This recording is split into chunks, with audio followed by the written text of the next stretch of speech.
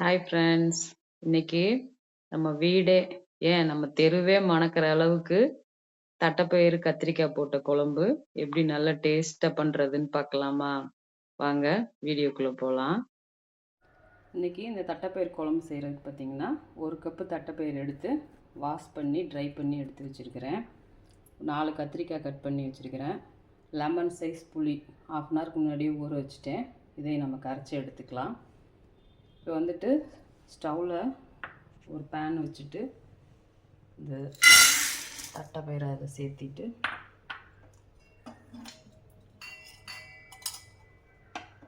கொஞ்சமாக எண்ணெய்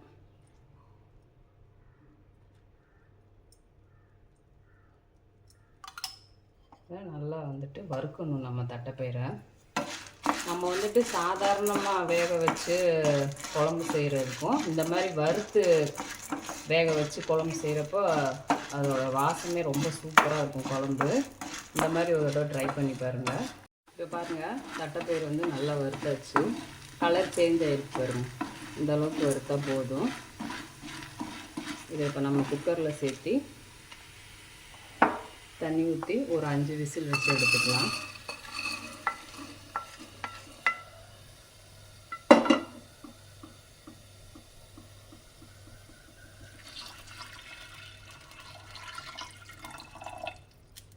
ஒரு 5 விசில் வச்சுக்குவோம்.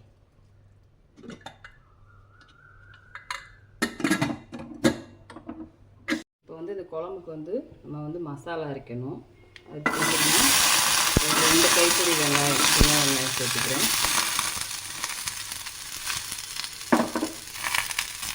இப்போ எண்ணெய் ஊற்றிக்கிறேன்.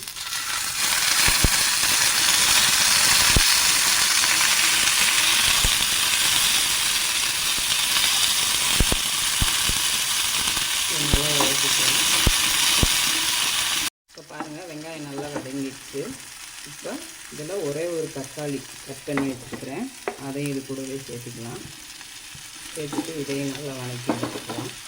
பாருங்கள், வெங்காயம் தக்காளி இந்த அளவுக்கு வதங்கினா போதும்.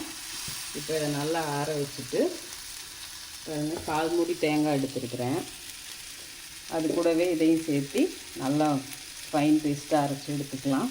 இப்போ வந்துட்டு நம்ம மண்பானையை அடுப்பில் வச்சுட்டு கட் பண்ணி வச்சுருக்க கத்திரிக்காய் இதுக்குள்ளே சேர்த்திக்கலாம். சேர்த்திட்டு அது கூடவே நம்ம கரைச்சி வச்சுருக்கிற புளிக்கரைசல் அதையும் இது கூடவே சேர்த்துக்குவோம்.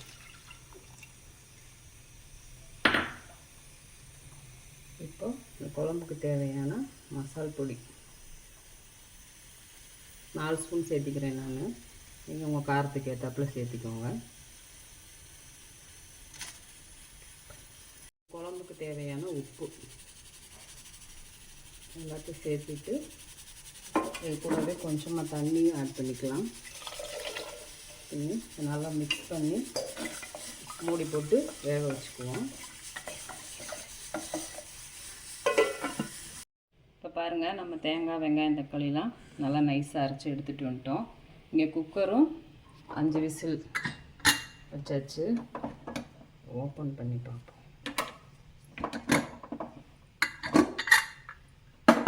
பாருங்கள், நல்லா வெந்துருச்சு.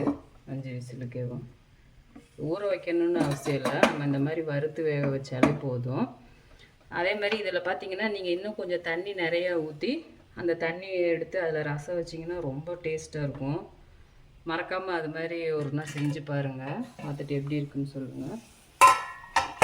பாருங்கள், கத்திரிக்காய் நல்லா முக்கால்வாசி வெந்துருச்சு. இப்போ நம்ம இதில் இந்த அரைச்சி வச்ச பேஸ்ட்டை சேர்த்திக்கலாம். இப்போ இதிலே நம்ம வேக வச்ச தட்டைப்பயிரையும் இதிலே சேர்த்திக்குவோம். சேர்த்து இதில் இப்போ கொஞ்சம் தண்ணி ஊற்றி இதெல்லாம் கழுவி இது கூடவே ஊற்றிக்கலாம். இப்போ பாருங்கள், நம்ம தட்டைப்பயிறு அரைச்சது எல்லாத்தையும் ஊற்றி கொஞ்சம் தண்ணியும் ஊற்றி நல்லா கலக்கி விட்டோம்.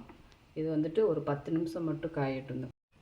பாருங்கள், நம்மளோட தட்டைப்பயிறு கத்திரிக்காய் குழம்பு இது சூப்பராக கொதிச்சு வெந்துருச்சு.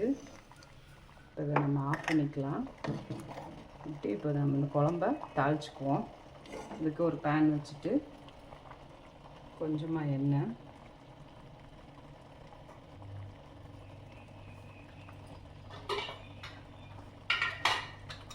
எண்ணெய் சூடானதும் கடுகு போட்டுக்கலாம் கொஞ்சம். பாருங்கள், கடுகு நல்லா வெடிக்குது. இப்போ அது கூடவே ஒரு 4-5 சின்ன வெங்காயம் பொடியாக கட் பண்ணி வச்சுருக்கேன், சேர்த்துக்கலாம். அதுலேயும் கொஞ்சமாக கருவேப்பிலை. பாருங்கள், வெங்காயம் நல்லா வதங்கிடுச்சு. இதை அப்படி நம்ம குழம்புல சேர்த்திக்குவோம்.